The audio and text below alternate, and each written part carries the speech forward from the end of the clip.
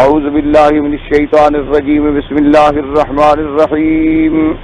عبس وتولی ان جاءہ الاعمی وما يدريك لعله يزكى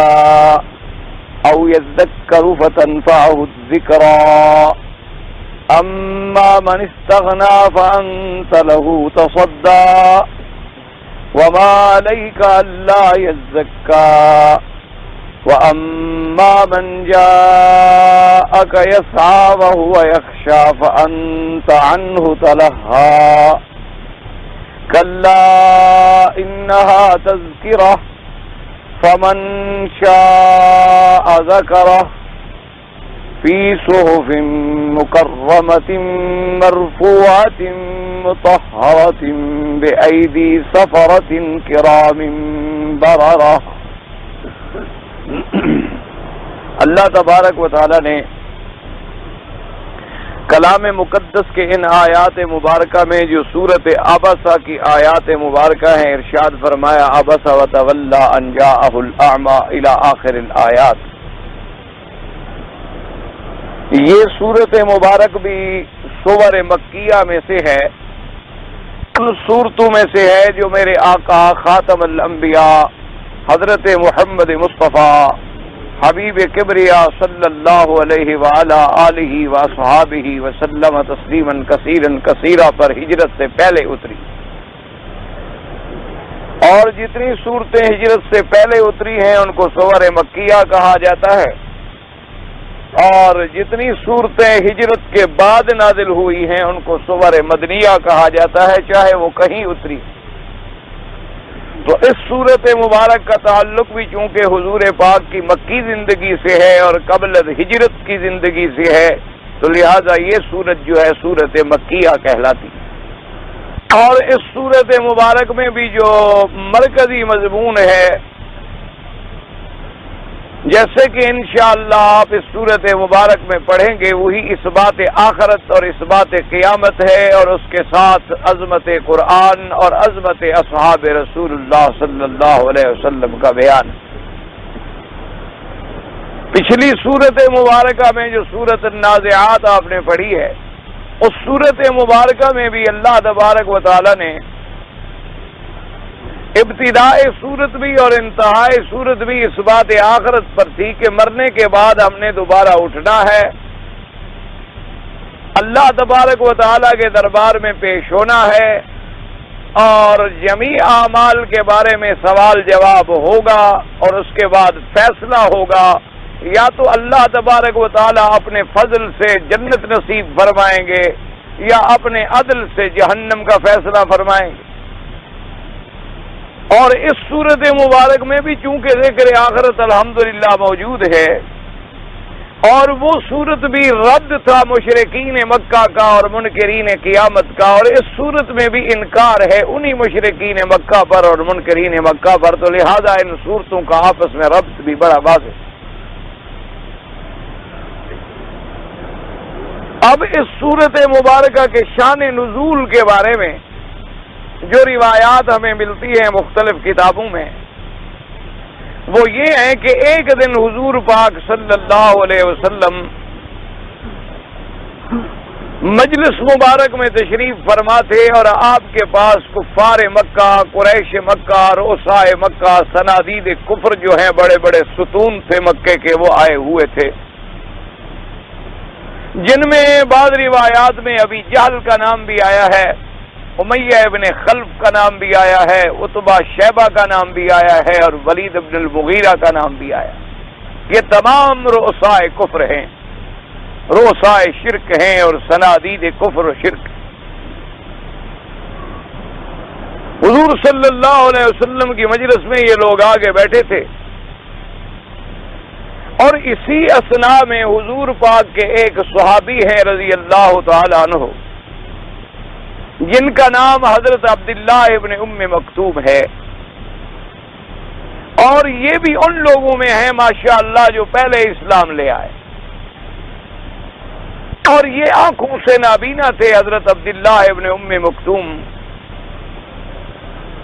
تو تو وہ بھی اپنی لاٹھی ٹیکتے ہوئے حضور صلی اللہ علیہ وسلم کی مجلس میں آئے اور آگے کہا کہ حضور مجھے ایک آیت قرآن کے بارے میں بتلائیں. تو بعض روایات میں یوں ملتا ہے کہ وہ آئے اور آگے کھڑے ہوئے اور حضور صلی اللہ علیہ وسلم کو آوازیں دینی شروع کی کہ یا محمد صلی اللہ علیہ وسلم علمنی مما علمک اللہ تبارک و تعالی، آپ مجھے ذرا سمجھائیں جو اللہ نے آپ کو سمجھایا ہے.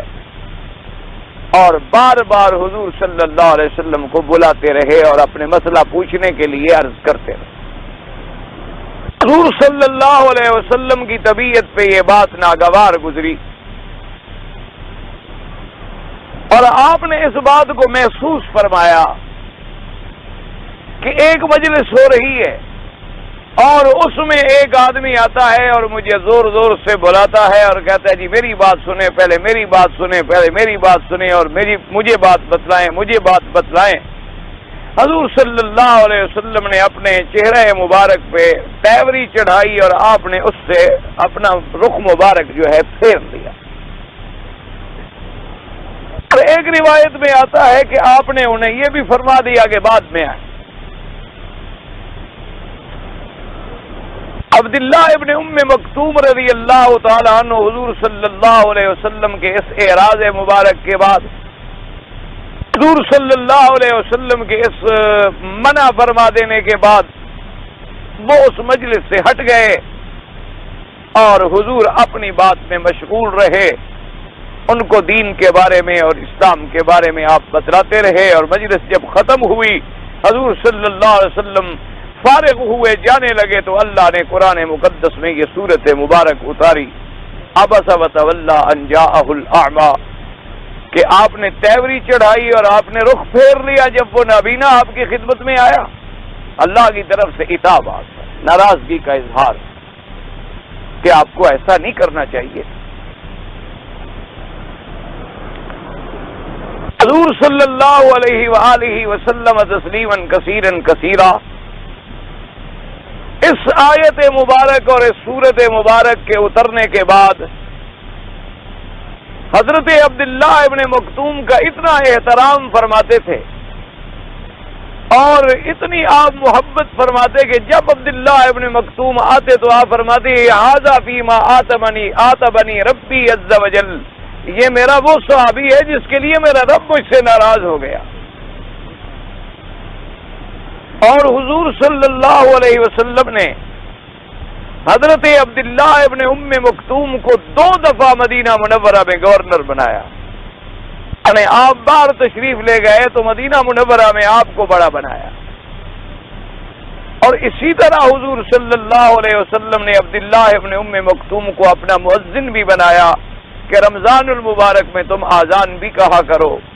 اور اپنی عدم موجودگی میں حضور نے انہیں مصلی پر بھی کھڑا فرمایا کہ تم نماز پڑھایا کرو.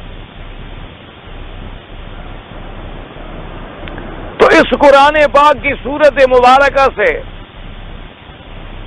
سب سے پہلے تو آپ اور ہم اور ہر مسلمان کو ٹھنڈے دل سے سکون کے ساتھ اور اپنے اللہ کو حاضر ناظر سمجھتے ہوئے اور قلب سلیم کے ساتھ یہ دیکھنا چاہیے کہ صحابہ کا کتنا بڑا مقام ہے اللہ کے ہاں. صحابہ رسول صلی اللہ علیہ وسلم رضوان اللہ علیہم اجمعین کی عظمت کا کیا مقام ہے کہ اب دیکھیں ایک صحابی سے حضور پاک نے تھوڑا سا تیوری چڑھا لی، صرف یعنی ماتھے مبارک پہ شکن آ گئی اور آپ نے اعراض فرما لیا تو اللہ نے عرش سے قرآن نازل کر دیا کہ آپ نے صحابی سے رخ کیوں پھیرا. تیوری چڑھانے والے کون ہیں؟ حضرت خاتم الانبیاء سید الاولین والآخرین امام الانبیاء والمرسلین.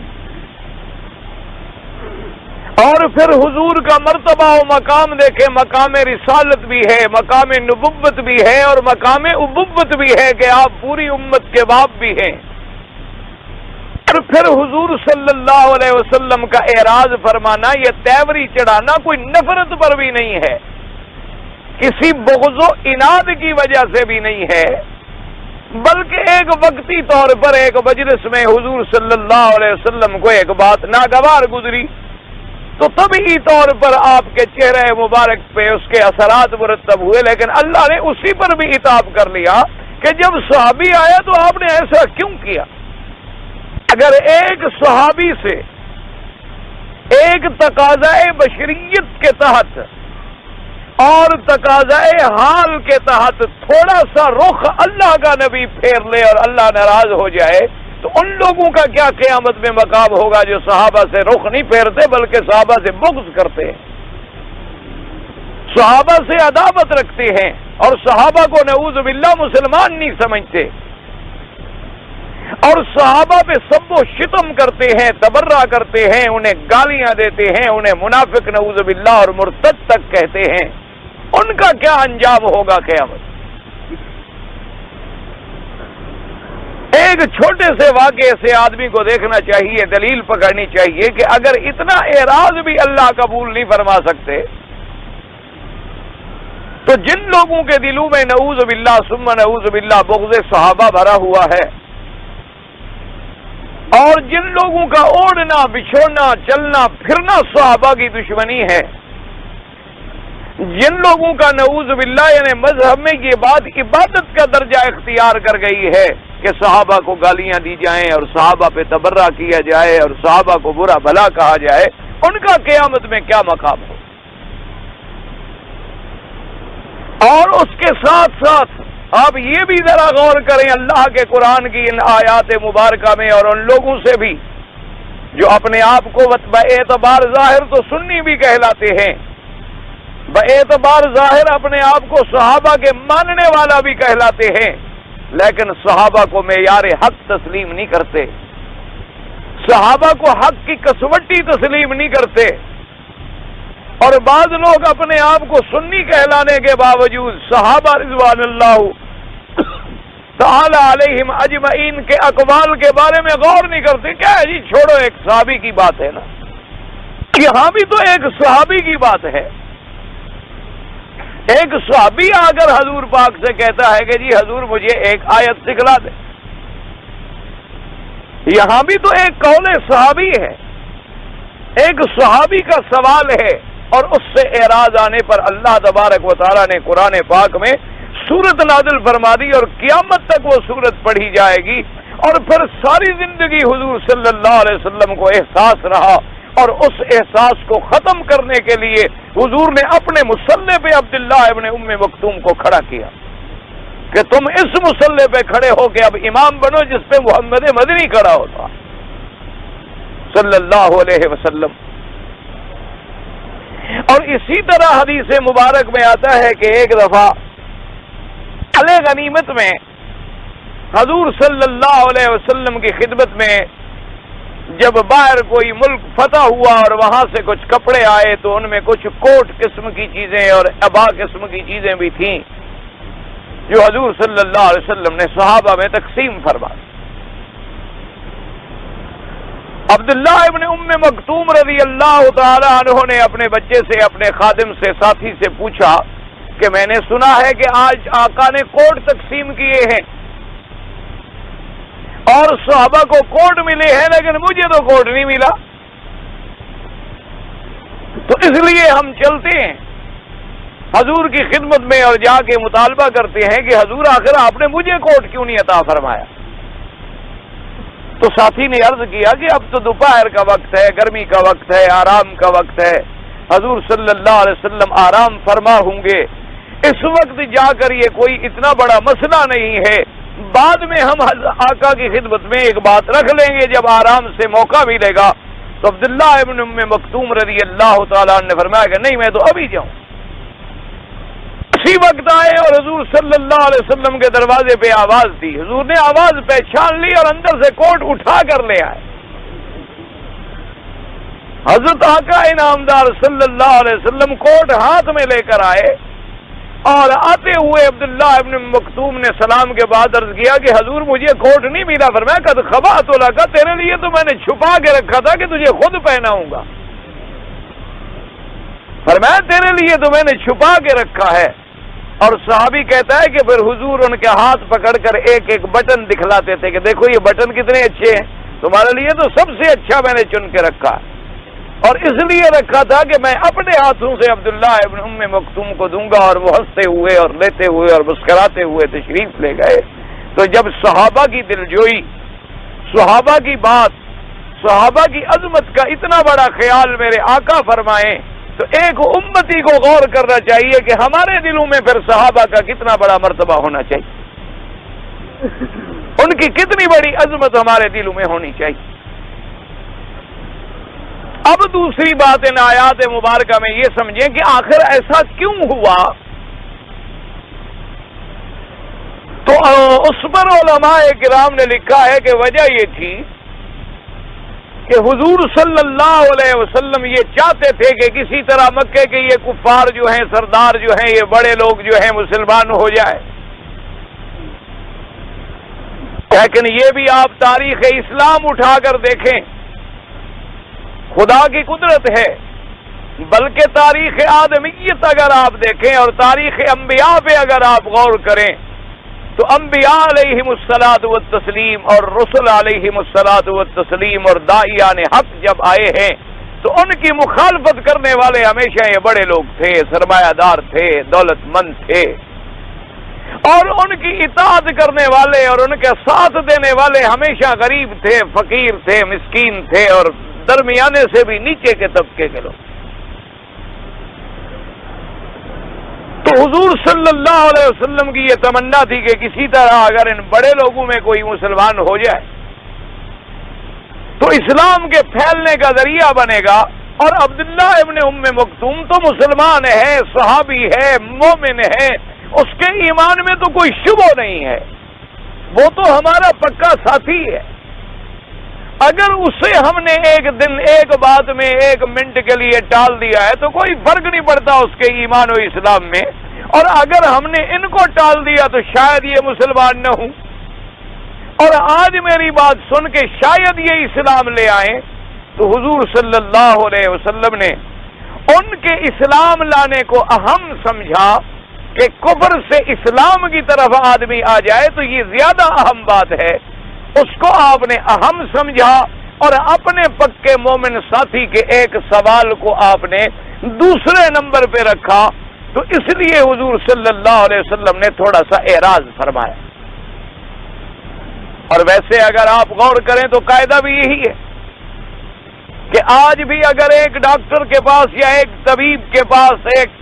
مریض لایا جائے، ایک مریض ہیضے کا ہو اور ایک مریض نزلہ اور زکام کا ہو،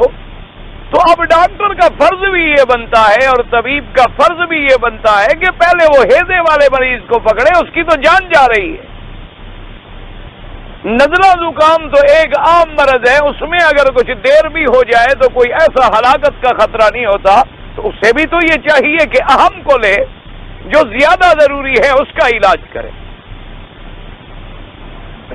حضور صلی اللہ علیہ وسلم کے نزدیک بھی کفار قریش جو تھے ان کی تو بیماری بڑی بیماری تھی نا، وہ تو کفر کی بیماری تھی اور شرک کی بیماری تھی،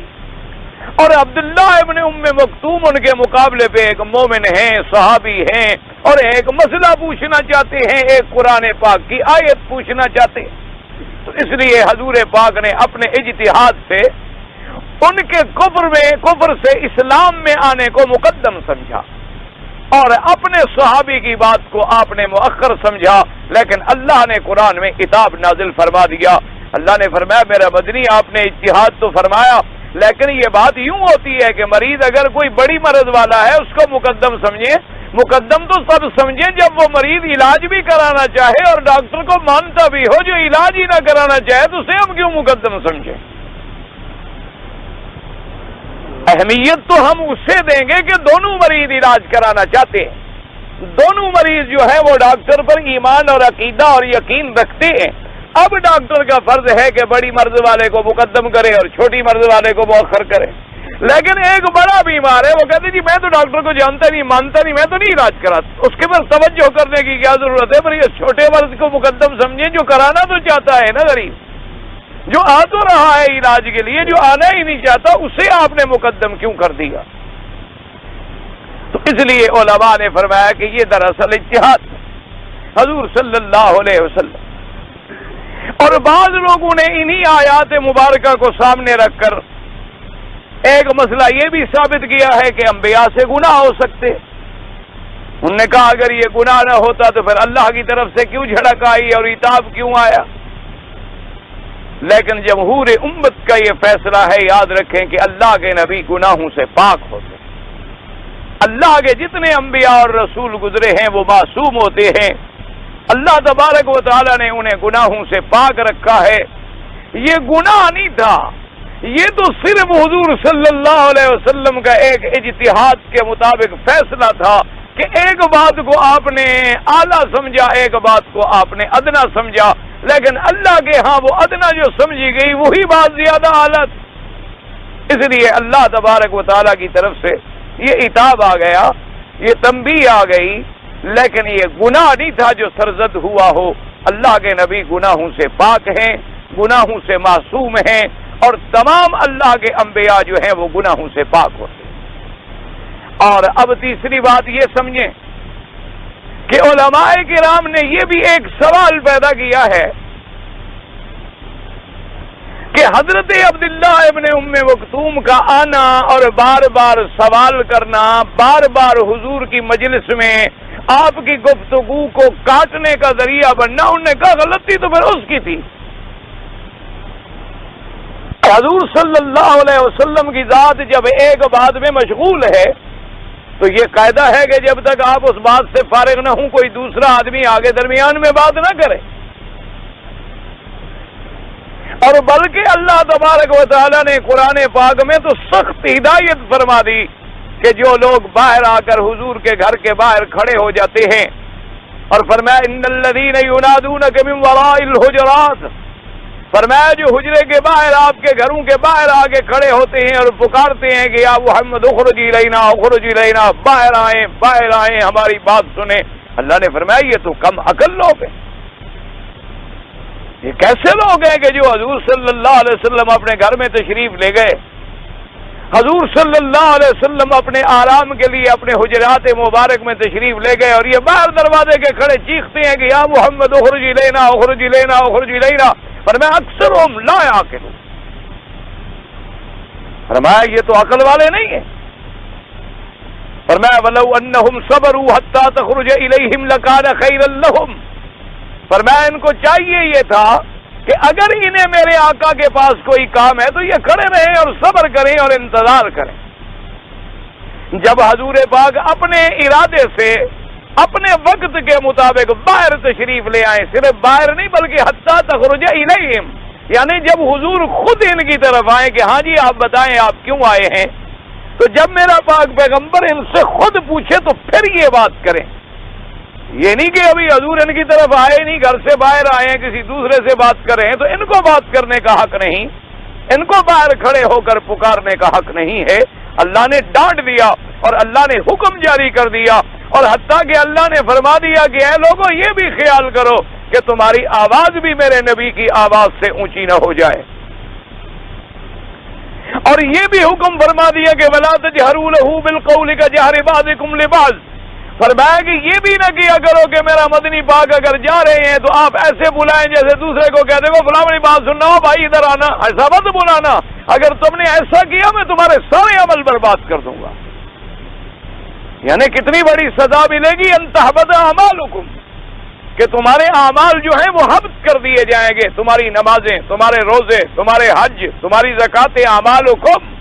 تمہارے سارے عمل ہم برباد کر دیں گے، اور تمہیں پتہ بھی نہیں ہوگا کہ میرا مدنی اگر جا رہے ہیں تم پیچھے سے آوازیں دیتے ہو۔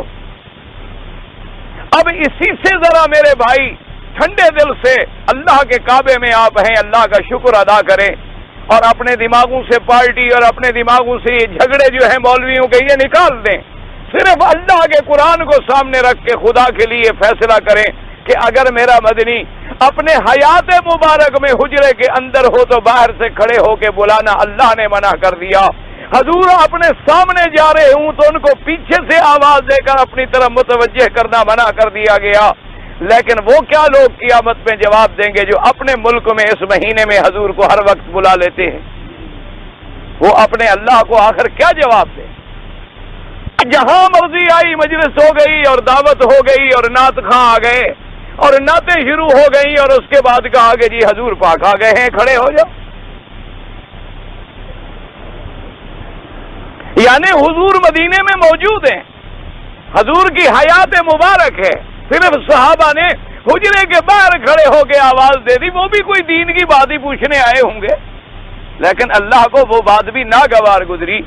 اور ہم حضور کی وفات کے بعد حضور صلی اللہ علیہ وسلم کے زمانہ مبارک کو 1400 سال گزرنے کے بعد اللہ تبارک و تعالی حضور کے آرام میں وہاں خلل برداشت نہیں فرماتے، تو کیا آپ کی وفات کے بعد آپ کے آرام میں خلل برداشت فرمائیں گے؟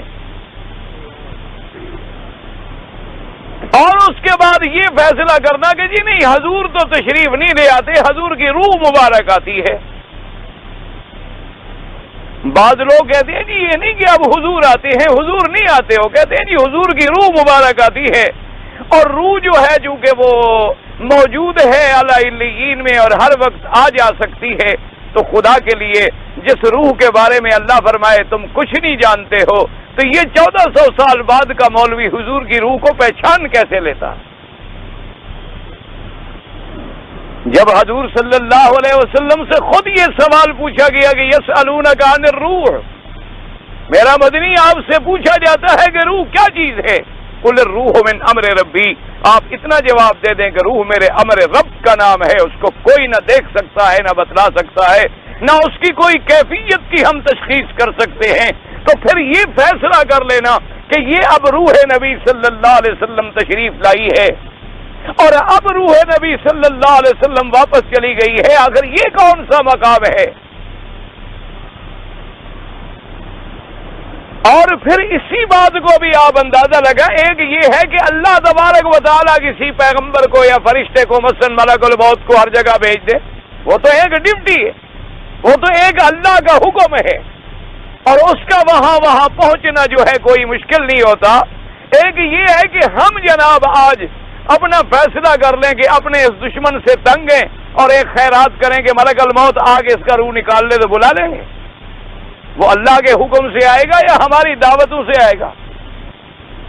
یا ہمارے خیرات پکانے سے آ جائے گا؟ تو اس لیے آپ اندازہ کریں، جس کو لوگوں نے عقیدت بنایا ہوا ہے، جس کو لوگوں نے محبت بنایا ہوا ہے،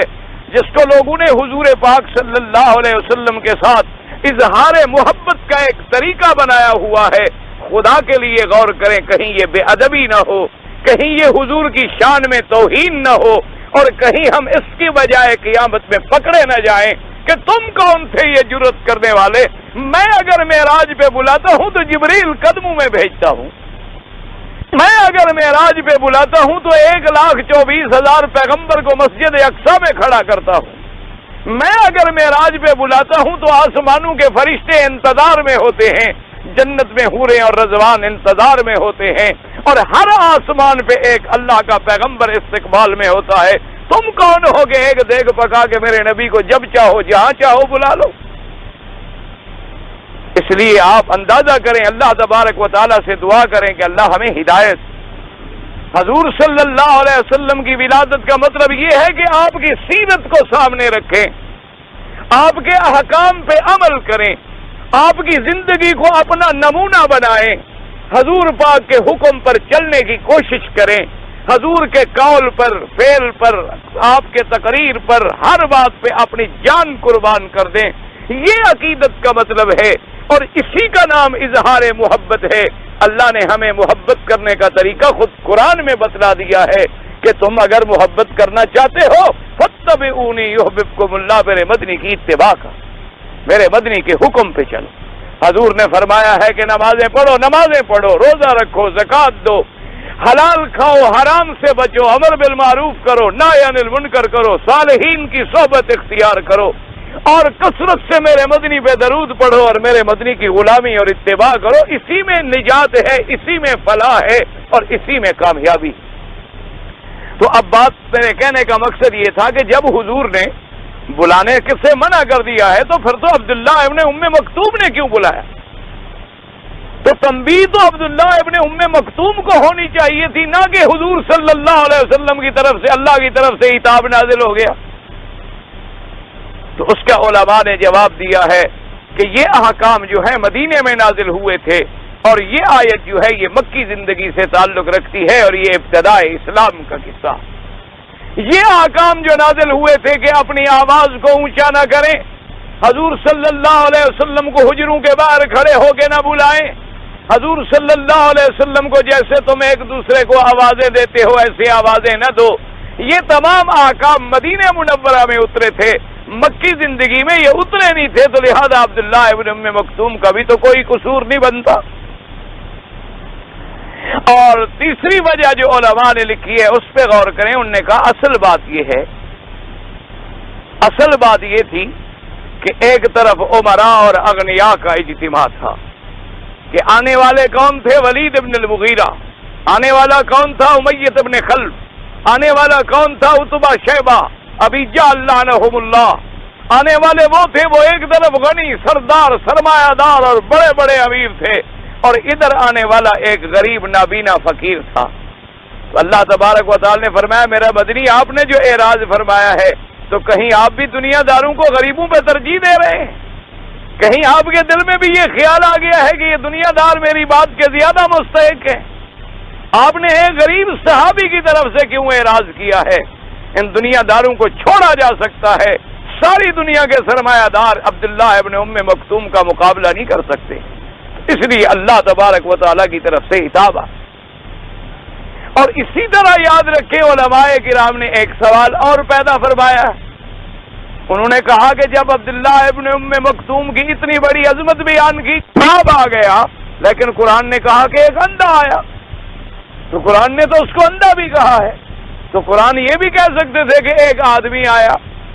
یہ بھی کہہ سکتے تھے کہ فلاں صحابی آیا، کسی کو اندھا کہنا کوئی تعریف والی بات تو نہیں ہے۔ تو اللہ تبارک و تعالیٰ نے تو ادھر قرآن میں فرما دیا کہ اب عبس وتولی جاءہ الاعمی، کہ جب اندھا آیا، تو یہ اندھے کا لفظ جو ہے جب کہا گیا تو اس سے تو تعریف ثابت نہیں ہوتی عبداللہ ابن ام مکتوم کی، تو اسے اللہ نے قرآن میں اندھا کیوں فرمایا؟ اس پر علماء کرام نے، مفسرین کرام نے، اللہ ان کی قبروں پہ کروڑوں رحمتیں نازل فرمائے، انہوں نے کہا کہ یہی تو بات تھی کہ گو مجلس میں آ کے بات کاٹنا کوئی معقول بات نہیں تھی، لیکن اللہ نے فرمایا میرا مدنی وہ تو معذور ہے، وہ تو نابینا ہے، آنے والا معذور ہے، آنے والا نابینا ہے، آنے والا آپ کی ہمدردی کا زیادہ مستحق ہے، اسے تو پتہ ہی نہیں کہ آپ کس سے بات فرما رہے ہیں، اسے تو پتہ ہی نہیں کہ آپ کس سے مجالست فرما رہے ہیں، تو آما کہہ کے اللہ نے اس کے غریبی اور اس کے مجبوری اور معذوریوں کا اظہار کیا کہ وہ تو معذور تھا، وہ معذور تھا، اور اس میں ہمیں یہ سبق ملا کہ اگر کوئی معذور ہے تو وہ ہماری ہمدردی کا زیادہ مستحق ہے، اگر کوئی آدمی نابینا ہے، اگر کوئی آدمی معذور ہے تو وہ ہماری ہمدردیوں کا اور ہماری عنایتوں کا اور ہمارے تعاون کا زیادہ مستحق بنتا ہے۔ اس لیے اللہ تبارک و تعالی نے اس کے نابینا ہونے میں دو باتیں کر دی، ایک تو جو اس نے غلطی کی وہ جی نابینا ہے، بھول گیا بیچارہ، معذور ہے، غریب، ایک تو اس کی صفائی ہو گئی، اور دوسرا یہ اشارہ ہو گیا کہ جب وہ معذور ہے وہ تو زیادہ مستحق ہے کہ آپ اس کی طرف توجہ دیں۔ اور تیسری بات علماء نے یہ لکھی ہے، یاد رکھیں کہ ہمارے آقا سرکار مدینہ فخر دو عالم صلی اللہ علیہ وسلم، اللہ کے کروڑوں صلاۃ و سلام ہوں ہمارے آقا کی ذات مقدسہ پر، آپ کا مقصد مبارک کیا تھا کہ یہ کافر کسی طرح اسلام لے آئے، کیونکہ قرآن خود کہتا ہے کہ حضور پاک جو ہے وہ یہی چاہتے تھے، آپ حریص علیکم بالمؤمنین رؤوف الرحیم، حضور پاک کے دل میں ہر وقت یہ تمنا ہوتی تھی کہ زیادہ سے زیادہ لوگ جہنم کی آگ سے نکلے اور اللہ تبارک و تعالیٰ کی طرف ایمان لے آئیں، اور ایک طرف صحابی نے صرف ایک قرآن کا مسئلہ پوچھنا تھا۔ تو اس میں ہمیں ایک سبق ملا کہ جیسے آج کل بھی بڑے بڑے علماء، بڑے بڑے مفکر، بڑے بڑے اسکالر، بڑے بڑے پروفیسر اور پڑھے لکھے لوگ جو کہلاتے ہیں، وہ بھی یہ کوشش کرتے ہیں جواب دینے میں کہ اگر کسی نے مسئلہ پوچھ لیا تو وہ یہ جواب دے کے کوشش کرتی ہے کہ جی ہم کافروں کا شبہ دور کر دیں، ہم بے دینوں کا شبہ دور کر دیں، ہم بے دینوں کا رخ بند کر دیں، لیکن اگر اس کے زد میں کوئی بات اسلام پہ آتی ہے تو آنے دیں۔ مسلمان تو اپنے ہیں نا، مسلمان جو ہیں یہ تو اپنے لوگ ہیں، ان کو تو ہم مطمئن کر لیں گے، لیکن ہم کافروں کو تو جواب دیں، ہم کفر کو تو روکیں۔ اس لیے بعض لوگوں نے کتابیں لکھی اور ان سے صحابہ کے بارے میں یا یعنی اسلام کے بڑے بڑے جو ائمہ گزرے ہیں ان کے بارے میں کچھ سخت باتیں لکھی گئیں، تو جب ان سے رجوع کیا گیا کہ جی آپ نے ایسا کیوں کیا، انہوں نے کہا کہ ہمارا مقصد تو یہ تھا کہ ہم کفر کو جواب دیں، ہمارا مقصد یہ تھا کہ ہم یہودیت اور نصرانیت کو جواب دے سکیں کہ بھی اسلام میں نقص نہیں ہے، لیکن ان بندوں سے اگر کوئی غلطی ہو گئی تو ہو گئی، یہ تو چند افراد کی غلطی تھی، اسلام کی غلطی نہیں ہے، تو ہم کفر کی نظروں میں اسلام کو بچا رہے تھے۔ لیکن قرآن ہمیں یہ سبق دیتا ہے کہ تم کون ہو کفر کی نظروں سے اسلام کو بچانے والے؟ مسلمان کے عقیدے کو مضبوط کرنا زیادہ اہم ہے بنسبت اس کے کہ تم کافر کو اسلام میں لے آؤ۔ یہ نہ کرو کہ ان کو اسلام میں لاتے لاتے مسلمانوں کو تم بدزن کر دو، مسلمانوں کے عقیدوں میں تم دراڑیں ڈال دو، مسلمانوں کے عقیدوں میں تم شگاف پیدا کر دو کہ کافر مسلمان ہوں گے۔ اگر ہوگا اللہ نے لکھا ہے تو ہو جائے گا، تمہیں یہ حق نہیں پہنچتا کہ تم ان کو اسلام میں لانے کے لیے کوئی ایسا عمل کرو جس سے مسلمانوں کو ذرا کے برابر بھی نقصان پہنچتا۔ اس لیے اللہ نے اپنے پاک پیغمبر کو بھی روک دیا، فرمایا کہ اگر ابھی جہل وغیرہ مسلمان ہوں گے تو ہوں گے، اگر نہیں ہوں گے تو آپ کو ہم نے اس لیے تو نہیں بھیجا،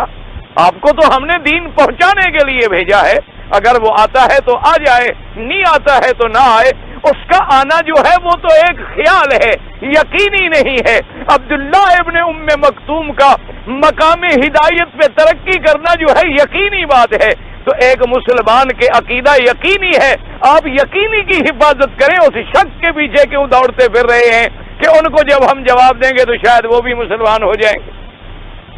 کیسے کہ اتفاق سے مجھے ایک بات یاد آ گئی، یہاں کے ایک انگریزی اخبار میں کسی آدمی نے مسئلہ پوچھا کہ عورت بھی نبی ہو سکتی ہے، تو میرے بھائی نے بہرحال جواب دینے والے مجھے چونکہ ان سے کوئی ذاتی طور پر سلام دعا نہیں ہے، ملاقات نہیں ہے، لیکن لازمی بات ہے کہ آخر کوئی عالم ہی ہوں گے جن سے سوالات پوچھے گئے، اور سوالات بھی دین کے بارے میں پوچھے گئے، اور وہ ہفتہ وار باقاعدہ ان سوالات کا جواب بھی دیتے ہیں، تو جب ان سے سوال کیا گیا تو لازمی بات ہے کہ وہ اہل علم ہوں گے۔ ان سے جب سوال پوچھا گیا کہ کیا عورت نبی ہو سکتی ہے، اور کیا اسلام میں اتنا عرصہ جو گزرا ہے حضرت آدم سے لے کر کوئی عورت نبی بھی گزری ہے، اور کیا قرآن و حدیث یہ بھی کہتا ہے کہ عورت نبی نہیں ہو سکتی؟ اب ان کے سامنے ایک بات تھی کہ اگر میں سخت جواب دیتا ہوں تو عورتوں کی دل شکنی ہوگی،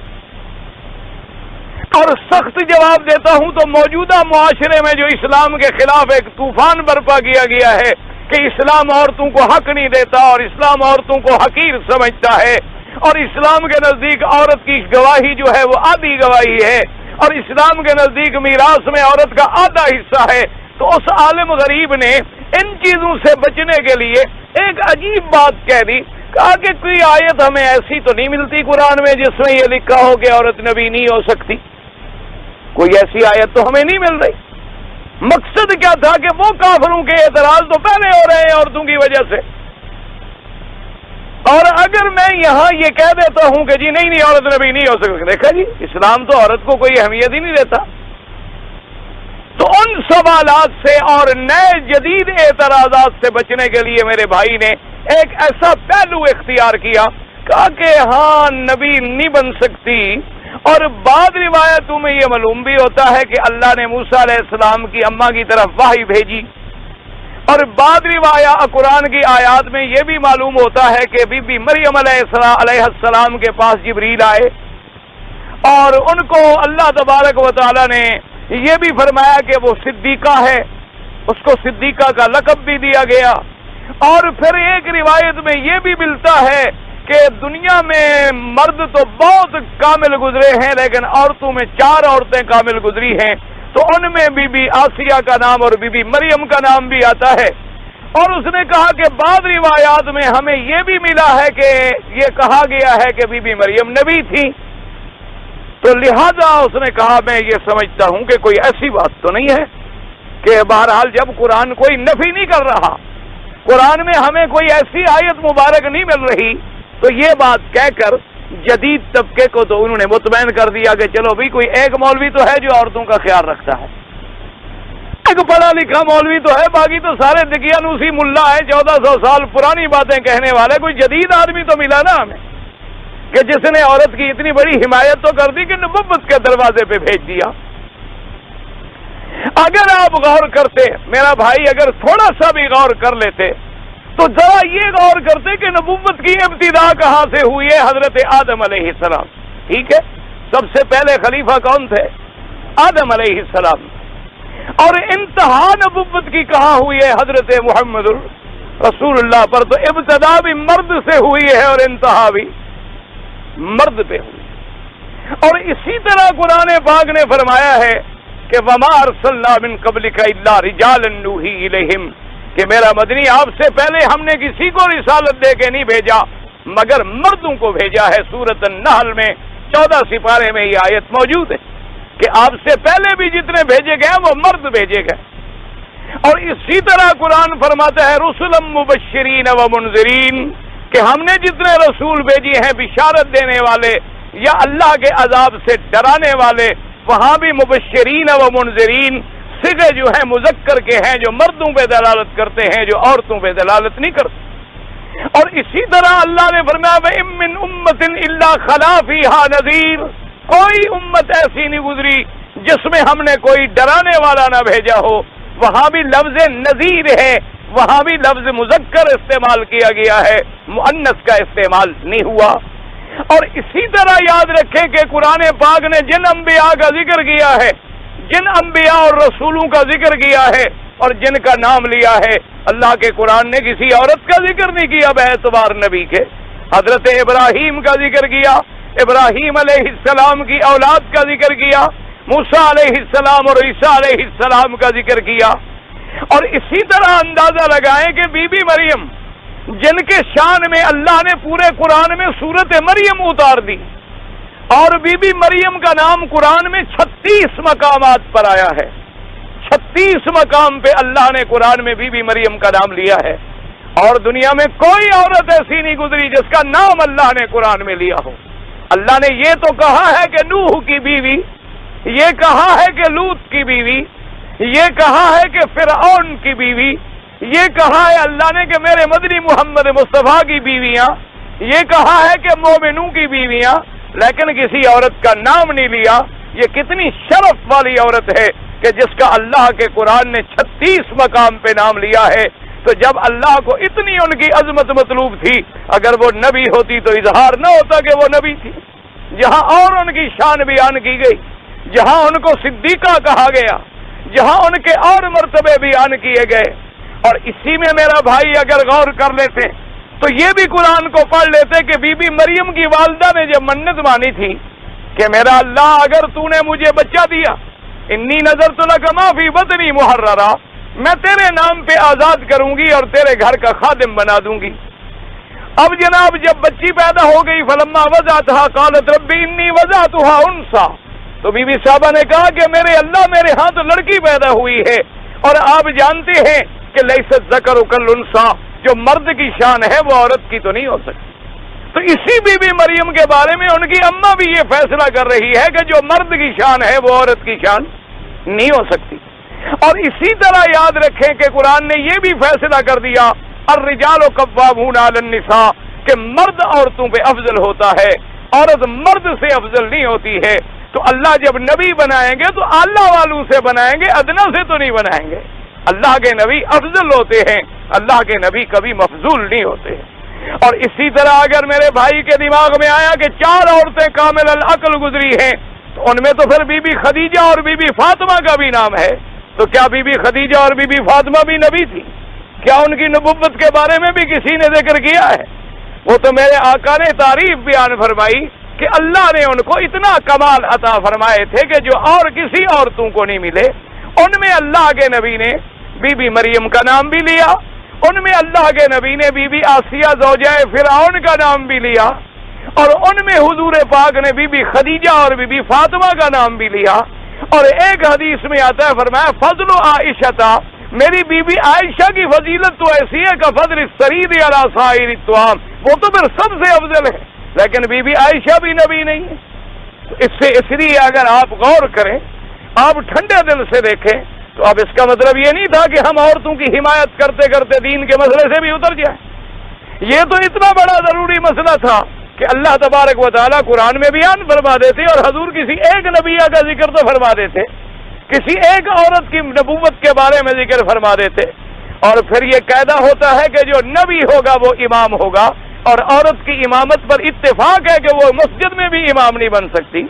وہ مردوں کی امام بھی نہیں بن سکتی ہے, تو وہ نبوت جیسی امامت کو کیسے حاصل کر سکتی ہے. تو اس لیے جمہور کی رائے میں اور اللہ تبارک و تعالیٰ کے قرآن پاک کے سارے آیات کو سامنے رکھنے کے بعد, احادیث رسول اللہ صلی اللہ علیہ وسلم کو سامنے رکھنے کے بعد, اب مقصد میرے بھائی کا کیا تھا کہ ہم عورتوں کی وجہ سے جو اعتراضات ہم پہ ہوتے ہیں, حالانکہ وہ اعتراضات غلط ہیں, وہ بھی دشمنان اسلام نے کیے. اس کی وجہ یہ ہوتی ہے, آپ اندازہ فرمائیں کہ خدا کی حکمتیں ہیں. اب عورت کے حیض کے دن ہیں, عورت کے نفاس کے دن ہیں, تو ان دنوں میں جب عورت خود قرآن نہیں پڑھ سکتی, خود نماز نہیں پڑھ سکتی, خود روزہ نہیں رکھ سکتی, تو وہ لوگوں کو ہدایت کیسے پہنچائے گی؟ اور پھر ایک عورت غیر محرم کے سامنے نہیں آ سکتی تو وہ تبلیغ کیسے کرے گی؟ وہ لوگوں کو دین کیسے پہنچائے گی؟ ان تمام چیزوں پہ آپ غور کریں تو یہ اس کے نقص کی بات نہیں ہے. اللہ نے عورت کے لیے جی میراث آدھی کر دی ہے. آدھی میراث کہاں ہے؟ اگر آپ غور کریں تو عورت جب تک جوان نہیں ہوتی, شادی نہیں ہوتی, اس کے خرچے کا ذمہ دار اس کا باپ ہے. شادی ہونے کے بعد اس کے خرچے کا ذمہ دار اس کا شوہر ہے. لیکن لڑکا جب بڑا ہو جائے گا تو اپنے خرچے کا بھی ذمہ دار ہے, پھر اپنی بیوی کے خرچے کا بھی ذمہ دار ہے. لڑکا جب اگر باپ فوت ہوگا تو صرف باپ کا میراث لے گا, لیکن لڑکی اپنے باپ کا حصہ بھی لے گی, اور پھر جا کے خاوند کی جائیداد کا حصہ بھی لے گی. تو ذرا انسان غور کرے اسلام پر. اسلام نے تو عین عدالت کے فیصلے کیے ہیں. اگر کسی نے بغض کی اینک چڑھائی ہوئی ہے تو اس کا تو حل کوئی نہیں ہے. اسلام نے کہا کہ دو عورتوں کی گواہی رکھی جائے, ایک عورت کی گواہی آدھی ہوتی ہے. اس کا مقصد یہ تھا کہ اگر ایک عورت گواہی دے اور معاملہ عدالت میں چلا جائے تو مخالف وکیل جو ہے وہ کراس ایگزامینیشن میں عورت کی عزت کی دھجیاں بکھیر دے گا. وہ کہے گا جناب یہ عورت اس لیے گواہی دے رہی ہے, اس کے ناجائز تعلقات ہیں, اس عورت کے اس کے ساتھ معاشقہ ہے, اس عورت کا اس کے ساتھ یارانہ ہے, یہ اس لیے گواہی دینے آئی ہے. لیکن اگر دو عورتیں ہوں تو عورت کی عزت محفوظ رہے گی. یہ حملہ نہیں ہو سکتا کہ یہ دو عورتیں کیوں گواہی دے رہی ہیں. کبھی دو عورتیں بھی ایک آدمی کے ساتھ عشق اور معاشقہ کر کے پھر اکٹھی ہو سکتی ہیں. ان کا تو پھر آپس میں رقابت ہونی چاہیے, ان کا آپس میں بغض ہونا چاہیے تھا. اللہ نے عورت کی عزت کی حفاظت فرمائی, جسے ظالموں نے سمجھا کہ اللہ نے عورت کی توہین کی ہے. اللہ تبارک و تعالیٰ نے عورت کو نبی کی ماں بنایا ہے, نبی کی بیٹی بنایا ہے, نبی کی بیوی بنایا ہے, نبی کی بہن بنایا ہے. لیکن ہر کسی کا اپنا ایک مرتبہ ہے. اللہ پھر نبیوں کو اور رسولوں کو اتنا اعلیٰ شان دیتے ہیں کہ یہ ہو ہی نہیں سکتا کہ عورت نبی بنے, جب شادی کرے تو پھر خامد کا شان بڑھ گیا, نبی کا شان کم ہو گیا. یا تو پھر ہر عورت کے لیے ہم نبی خامد ڈھونڈیں گے, تلاش کریں گے, اور اگر نبی نہ ملے اس زمانے میں تو پھر اس کا رشتہ ہی نہ ہو, اس کی شادی ہی نہ ہو. اور دوسرا بیچارے کو وہم یہ ہو گیا کہ وَأَوْحَيْنَا, وحی کا لفظ جو آ گیا, حالانکہ قرآن کہتے ہیں وَأَوْحَىٰ رَبُّكَ إِلَى النَّحْلِ, اللہ نے شہد کی مکھی کی طرف بھی وحی بھیجا. تو اس کو وحی کا معنی پڑھنا چاہیے تھا کہ وحی رسالت اور ہوتی ہے, وحی نبوت اور ہوتی ہے,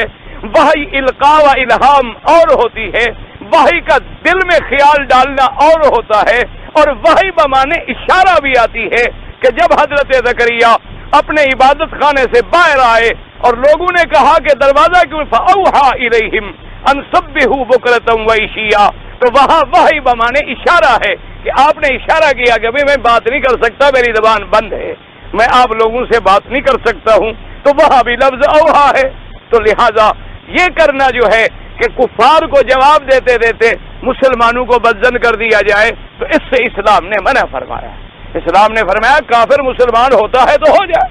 اگر نہیں ہوتا ہے تو وہ قیامت میں اپنی جہنم خود بھگتے گا۔ لیکن جو اسلام لا چکا ہے آپ اس کے عقیدے کی حفاظت کریں، آپ اس کے ایمان کی حفاظت کریں، تاکہ جو عقیدہ لا چکا ہے، اسلام قبول کر چکا ہے، وہ کہیں پھر شرک میں نہ پڑ جائے، وہ کہیں قبر پرستی میں نہ پڑ جائے، وہ کہیں بدعات میں نہ الجھ جائے، وہ کہیں فرق ضالہ کی سازشوں کا شکار نہ ہو جائے۔ تو اس لیے اللہ تبارک و تعالی نے فرما دیا کہ میرے نبی ابھی جہل اگر اسلام لاتا تو لاتا، لیکن یہ تو اسلام لا چکا ہے، اس کو تو آپ کا سمجھانا جو تھا وہ اس کی ہدایت کا ذریعہ بن سکتا تھا۔ تو اس لیے اللہ نے قرآن نازل فرما دیا عبس وتولی۔ اب دیکھیں شان دیکھیں محمد مصطفیٰ، عبس وتولی ان جاءہ الاعمی۔ اللہ فرماتے ہیں آباسا، یاد رکھو اس کا ترجمہ کیا ہے، تیوری چڑھائی۔ آباسا جیسے آتا ہے ابوسن کم تریرا، تیوری چڑھانا، یہ بل ڈالنا، آدمی غصے میں ہو اعراض کرنا یہاں بل پڑ جاتا ہے۔ وتولا، تولا کا ماننا منہ پھیرنا، رخ پھیرنا، اعراض فرمانا۔ اچھا اب دیکھیں شان دیکھیں میرے مدنی کی، اللہ کی طرف سے ہے ناراضگی، لیکن اللہ نے یہ نہیں فرمایا ابستا وتولیتا، آپ نے تیوری چڑھائی، آپ نے منہ پھیرا، یہ نہیں کہا۔ اللہ نے فرمایا ابسا وتولی، غائب کا صیغہ کہ کسی نے تیوری چڑھائی، یہ نہیں فرمایا کہ تم نے چڑھائی، ٹھیک نا، یہ شان ہے نا محمد مصطفیٰ، عظمت محمد مصطفیٰ ہے نا، اوپر سے اتاب رہا ہے، تنبیہ رہی ہے، لیکن یہ نہیں فرماتے کہ جی آپ نے ایسا کیوں کیا۔ اللہ نے فرمایا ابسا وتولی، تیوری چڑھائی کسی نے اور رخ پھیرا کسی نے۔ آپ خود سمجھ جائیں، شاید آپ ہوں لیکن ہم تو آپ کو نہیں کہہ رہے۔ ابسا وتولی غائب کے صیغے کے ساتھ آ گیا، ابسا وتولی ان جاءہ الاعمی، ان جاءہ الاعمی، جب آیا وہ نابینا، الاعمی الف لام، کیونکہ اس نابینے کو میرا مدنی جانتے ہیں کہ آنے والا کون ہے، عبداللہ ابن ام مکتوم، اس لیے قرآن نے یہ نہیں فرمایا اعمی، فرمایا الاعمی۔ الف لام جو ہے یہاں احد ذہنی کے لیے ہے، اس نابینے کو آپ جانتے بھی ہیں، یہ بھی نہیں کہ کوئی نہ جاننا پہچاننا کوئی راہگیر آنے والا ہو۔ فرمایا ان جاءہ الاعمی، اب دیکھیں پھر خطاب آگے، وما یدریک لعلہ یزکا او یذکر فتنفعہ الذکریٰ۔ اللہ نے فرمایا وما یدریک، اب خطاب آ گیا، پہلے تو فرمایا تھا نا کسی نے تیوری چڑھائی، یہاں فرمایا اور آپ کو نہیں خبر، آپ نہیں جانتے کہ وہ آنے والا آپ سے مسئلہ پوچھ کے مقام تزکیہ پہ پہنچ جاتا، ترقی کر کے پاک صاف ہو جاتا، یا اس مرتبے پہ بھی نہ پہنچتا، او یذکر، کم از کم کچھ نصیحت بھی پکڑ لیتا، فتنفعہ الذکریٰ، اس کو اس نصیحت کا فائدہ ہوتا۔ اب دیکھیں دو آیتیں، پہلی آیت میں اللہ نے خطاب نہیں فرمایا، غائب کا صیغہ ہے، اور دوسری آیت میں خطاب ہے کہ وما یدریکا، کا خطاب آ گیا نا یہاں کہ آپ کو کیا خبر، آپ نہیں جانتے، وما یدریک لعلہ یزکا او یذکر فتنفعہ الذکریٰ۔ تو یاد رکھیں پہلے خطاب نہیں، صیغہ غائب کا ہے تاکہ حضور کی شان ہو، حضور براہ راست اداس نہ ہو جائیں کہ اللہ پاک اگر فرماتے آپ نے ایسا کیوں کیا، بڑا فرق ہے نا جی، ایک آدمی کو آپ نشانہ بنایا، آپ نے کہا کہ جی آپ نے یہ غلطی کیوں کی، اور ایک آپ کہتے ہیں کہ جی طالب ایسا کرتے ہیں کہ آج کل مطالعہ نہیں کرتے، کتاب نہیں لاتے، محنت نہیں کرتے، سبق میں شوق سے نہیں آتے، گلے میں اتارتے ہیں، آ گئے تو بیٹھ۔ تو اب پتہ نہیں کس طالب کو آپ کہہ رہے ہیں، جس کو تنبیہ ہونی ہے وہ تو سمجھ جائے گا نا کہ آپ مجھے کہہ رہے ہیں، لیکن آپ نام سب کا لے رہے ہیں، غائب کا صیغہ۔ اچھا اب خطاب کیوں فرمایا کہ وما یدریک، آپ کو خبر نہیں، خطاب آ گیا، یہ بھی شان ہے محمد مصطفیٰ، کیونکہ اگر ساری صورت میں اللہ خطاب نہ فرماتے، ایسے غائب کا صیغہ استعمال فرماتے پھر بھی تو معلوم ہوتا کہ اللہ میاں اتنی ناراض ہیں کہ اب اپنے نبی کو مخاطب بھی نہیں کرتے، اب تو اپنے نبی کو براہ راست خطاب بھی نہیں فرما رہے۔ اللہ نے فرمایا چلو اظہار وہ پہلے صیغہ غائب ہو گیا، اب ہم خطاب کر رہے ہیں، آپ ہمارے نبی ہیں لیکن آپ کو علم نہیں۔ وَمَا يُدْرِيكَ لَعَلَّهُ يَزَّكَّىٰ، اور یہاں دیکھیں قرآن نے دو لفظ، اور یاد رکھیں قرآن کبھی کہتا ہے وَمَا أَدْرَاكَ، کبھی کہتا ہے وَمَا يُدْرِيكَ، ہمیشہ یاد رکھیں قرآن نے جہاں جہاں کا وَمَا أَدْرَاكَ تو اپنے نبی کو خبر دے دی، اور جہاں فرمایا وَمَا يُدْرِيكَ تو خبر دینا ضروری نہیں ہوتا، دی ہو نہ دی ہو۔ اچھا یہاں دو لفظ ہے یزکا او یذکر، تو دو لفظ ہے یزکا اور یذکر کا، تو یاد رکھیں یزکا کا معنی ہوتا ہے تزکیہ، کہ آدمی کے باطن کی اتنی پاکی صفائی ہو جائے کہ مراتب علیٰ پہ پہنچ جائے، وہ ہے تزکیہ۔ اور ایک ہے کہ اتنے مرتبے پہ تو نہیں پہنچا لیکن قرآن سنا، حدیث سنی تو اللہ کا نام یاد آ گیا، اللہ کا ذکر جو ہے وہ یاد آ گیا اور اس سے اس نے نفع اٹھا لیا، تو یہ ابتدائی سٹیج ہے، وہ انتہائی سٹیج ہے۔ تو اللہ نے فرمایا کہ جب میرے صحابی نے مسئلہ پوچھا تھا، یا تو وہ مسئلے پہ عمل کرتے کرتے اپنے آخری مرتبے پہ پہنچ جاتا، اور اگر آخری مرتبے پہ نہ پہنچتا تو پہلا مرتبہ تو اس کو مل نہیں جاتا کہ وہ نصیحت سنتا، نصیحت پکڑتا، اللہ کا ذکر کرتا، لیکن جس کی طرف آپ توجہ کر رہے ہیں اس کا تو پتہ ہی کوئی نہیں۔ اس لیے اللہ نے فرمایا وَمَا يُدْرِيكَ لَعَلَّهُ يَزَّكَّىٰ أَوْ يَذَّكَّرُ فَتَنفَعَهُ الذِّكْرَىٰ۔ اللہ تبارک و تعالیٰ نے اس مقام پہ عظمت صحابہ، اور پھر آگے آپ پڑھیں گے عظمت قرآن انشاءاللہ، اور پھر آپ پڑھیں گے اس بات قیامت۔ دعا کریں اللہ تبارک و تعالیٰ ہمیں بھی صراط مستقیم پہ قائم رکھے، اور اللہ عالم اسلام کو حضور پاک کی محبت، صحابہ، اہل بیت، اولیاء کرام کی محبت نصیب فرمائے۔ حضور صلی اللہ علیہ وسلم نے، ایک آدمی نے پوچھا ہے کہ ظہر کی 4 رکعت سنت، عشاء کی 4 رکعت، بھئی حضور پاک صلی اللہ علیہ وسلم سے ظہر سے پہلے 4 رکعتیں پڑھنا بھی ثابت ہے اور 2 رکعت نماز پڑھنا بھی ثابت ہے۔ تو حضور صلی اللہ علیہ وسلم چونکہ مسجد مبارک میں 2 رکعتیں پڑھتے تھے، تو اس لیے بعض ائمہ فرماتے ہیں کہ ظہر سے پہلے 2 رکعتیں ہیں، لیکن ایک حدیث مبارک آتی ہے جو بی بی حفصہ کی روایت میں ہے، وہ فرماتی ہے کہ ظہر سے پہلے حضور نے 4 رکعتیں پڑھی۔ تو امام ابو حنیفہ رحمۃ اللہ علیہ فرماتے ہیں کہ چونکہ حضور پاک کی سنتیں پڑھنے کی عادت مبارک گھر میں تھی، کہ آپ سنتیں گھر سے پڑھ کے تشریف لاتے تھے، اور اگر مسجد میں پڑھتے تھے تو وہ تحیۃ المسجد ہوتی تھی، تو اس لیے انہوں نے فرمایا کہ بی بی جو گھر کی روایت نقل فرما رہی ہے وہ زیادہ مقدم ہے، کیونکہ گھر کے احوال کو بی بی جانتی ہے۔ تو اور جن لوگوں نے 2 رکعتیں دیکھی ہیں تو حضور نے مسجد میں تو پڑھی 2 ہیں، اس لیے بعض لوگوں نے اس حدیث مبارک کو لے لیا اور بعض لوگوں نے اس حدیث مبارک کو لے لیا۔ اسی طرح عشاء کی سنتیں ہیں، اور اسی طرح وطر کے بارے میں ہے کہ آپ نے 3 رکعتیں بھی پڑھی ہیں اور آپ نے 2 پڑھ کے سلام پھیر کے 1 رکعت بھی پڑھی ہے، وہ بھی حدیث مبارک میں ثابت ہے۔ اور نسائی میں اور کتابیں جو احادیث کی ہیں ان میں ساری روایتیں آپ کتاب الصلاۃ کھول کے دیکھ لیں تو انشاءاللہ تبارک و تعالی اطمینان ہو جائے گا۔ بہرحال امام صاحب جو ہیں امام ابو حنیفہ رحمۃ اللہ علیہ وہ یہ کوشش کرتے ہیں کہ ایسا مسئلہ لیا جائے جو جامع ہو جائے اور ساری حدیثوں پہ عمل ہو جائے۔ کیا معنی؟ مثلا ہم نے 2 رکعتیں پڑھی تو 4 رکعت والی حدیث پر تو عمل رہ گیا نا، لیکن اگر ہم نے 4 پڑھ لی تو 2 بھی تو اندر آ گئی ہیں، تو لہذا دونوں حدیثوں پر عمل ہو گیا۔ تو جو دونوں حدیثوں کا غلام ہے کہ حضور کی کوئی حدیث بھی نہ چھوٹے، اگر اس نے 4 رکعتیں عشاء سے پہلے پڑھ لی تو دونوں حدیثوں پہ عمل ہو گیا۔ اگر اس نے 20 رکعتیں تراویح پڑھ لی، 8 والی، 13 والی، 12 والی، 20 والی، ساری حدیثوں پہ عمل ہو گیا۔ اس لیے امام صاحب رحمۃ اللہ علیہ ہمیشہ اس حدیث مبارک کو لیتے ہیں جو جامع ہوتی ہے، تاکہ حضور پاک کا کوئی فرمان جو ہے ہم سے رہ نہ جائے اور آپ کی تمام حدیث مبارک پر عمل ہو جائے۔ ویسے جمیع ائمہ برحق ہیں، اللہ سب کی قبروں پہ کروڑوں رحمتیں فرمائے۔